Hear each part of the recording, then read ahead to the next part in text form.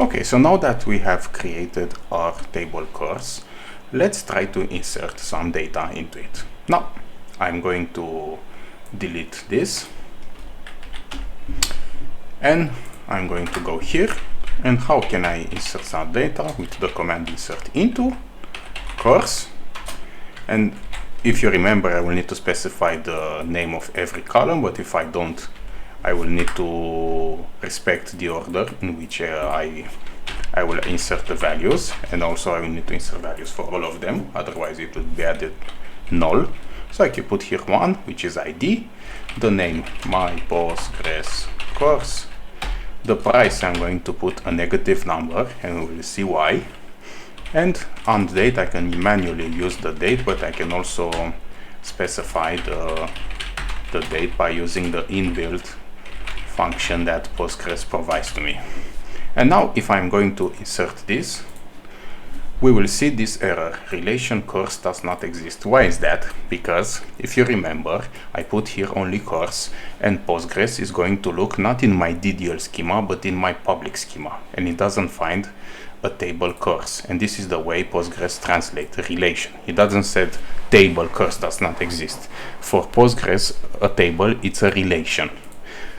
So now I can specify either this, but I will show you a way to set for Postgres on this query tool, to set, hey, don't use the public schema, use the DDL schema. So the command is something like this: set search path equals with DDL. And now Postgres has automatically set for me this DDL schema, and I can even delete this because it's going to use my DDL schema. Now if I type here, you will see that it works. And now let me select everything from course, and you can see here I have this data. Now if we think about a real world scenario, this is not accurate because you can't have a negative number on price. What are you going to do? Are you going to give them money for taking your course? You want money, you don't want to give money. So what are you going to do? To do this, I want to talk to you about the topic of constraints. You see here that now the way we created the table, we are allowing that this column should have negative numbers. So what I want to set a constraint that whenever a price is added, it must be greater than 0. If not, don't allow that row to be inserted. So for this, it's the concept of constraints. There are multiple constraints, and for now I'm going to show you the most simple one, which is the check constraint.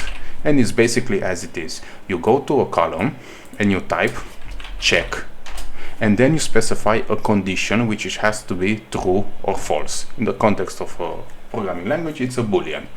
So I want to check that price is greater than 0. But for this to work, I need to drop the table, and then I will need to create the table again. Now if I type here refresh,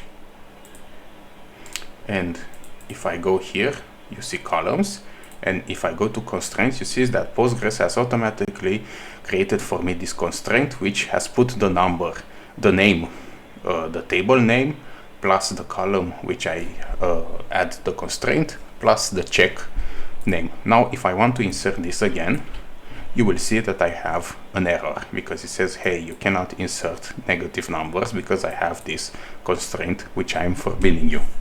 So this is the check constraint which you can apply on a specific column. Now let me put here something like discounted price decimal, and this is basically the discounted price for a specific course. Now I want to have a constraint that this price should be lower than this. How would I do this? Check that discounted price is lower than price. Now I will have to delete the table again, create this again. Okay, I forgot to add the comma. I have created this table. I'm going to refresh this, and you see here, okay, my my client is not okay. Now it's working. You see here that it has created 2 constraints.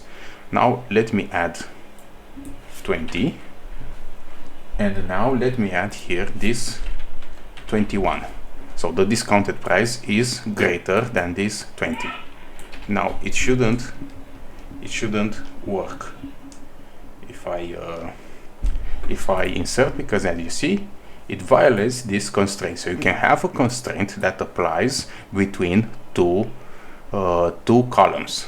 So this is another type of constraint that you can specify to Postgres.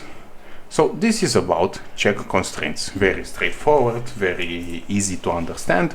You can apply this constraint and basically force the user or the one who inserts rows to have this to respect your conditions on which you applied on database level. Now you can argue that you can do this validation on your server side, because basically you won't use the database manually. You will use probably a backend application that are going to insert these tables and these rows into your database, and you can do this validation on the server side. You can do this, but what will happen if someone goes to your database manually and tries to insert this? You will have this error. So it's better to cover the whole scenarios. Also on the servers level you can have validation, but you can also have this validation on the database level. So that's all about this check constraint.